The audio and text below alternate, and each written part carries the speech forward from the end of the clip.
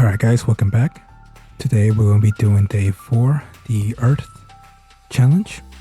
So automatically Earth, I think Golem. What is the creature that is associated with Earth is a Golem. So we're going to go ahead and do that. I'm also going to be trying something a little bit different. I still feel like my videos are a little bit too long. So I cut them from 20 minutes down to 11 minutes. I don't know why I chose 11. I just thought I should have chosen 10, but whatever. Anyways, well, technically it is 10, but my cut, my outro and everything. But anyways, so we want to go ahead and do the Earth Element challenge today. Again, if you guys like this sort of content, don't forget to like, share, and subscribe. So when I did this creature, kind of just block out the shapes with circles.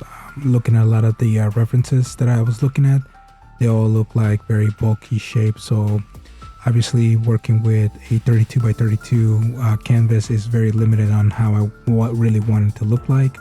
Not to mention the color palette. Again, choosing a Halloween color palette, probably not the best idea since it's giving me a very limited work space to work with, especially with the orange and the yellow.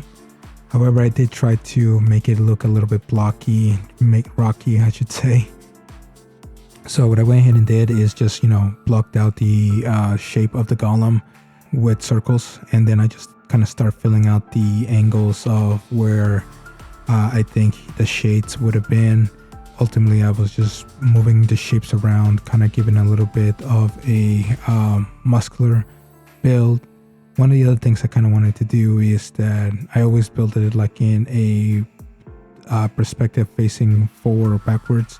To this, make it look like it's very intimidating, so looking right straight at you.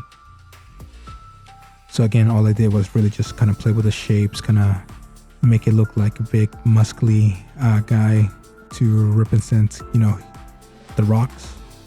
Now obviously I wanted to stick with the challenge, the rules of the challenge as much as possible, so came down to it, working with a bigger space, maybe like a 64 by 64 probably would have worked a little bit better.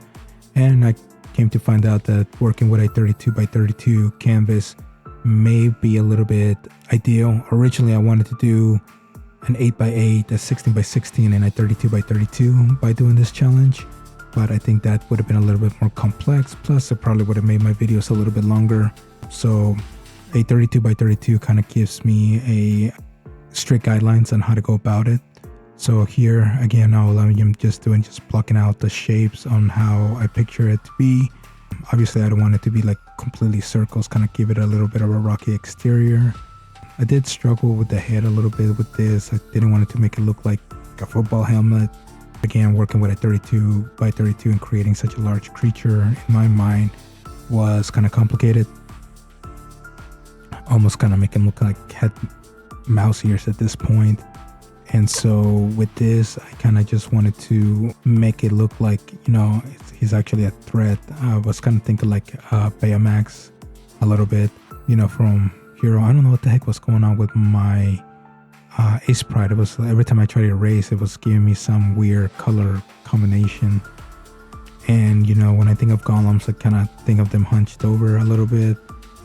And so I'm not really too thrilled how it happened with this one, but it was one of those things that I wanted to do a little bit of a bulk recording session. So I actually did a bunch of mobs today. I'm going to go ahead and finish it. I'm going to try to do a week's worth of mobs. And so I wanted to record the audio for the other ones maybe tomorrow. That way all I got to do is just upload them to YouTube. Also, if you guys hear my nephew in the background, forgive me, they're my brother's kids and he likes to scream while playing video games. Also, I'm trying to keep it a distance from my mic, just try to see where the best volume. I don't want it to go super loud. I'm also still trying to figure out how to do the best way of recording my voice, and it's gonna annoy me if I have to go in there and make sure my nephew's voice background does not get picked up. But as you can see right here, I went ahead and started shading the golem in a little bit. Traditionally, I would have liked to give it a rocky texture, grays, probably maybe like a lightish brown colors. But again, working with such a limited color palette, it's kind of hard to kind of make it that distinction. So one thing that I did struggle with this one was just the colors. So because you can't really, at least I probably wouldn't, there's probably better techniques on how to make it look rocky with just 4 colors.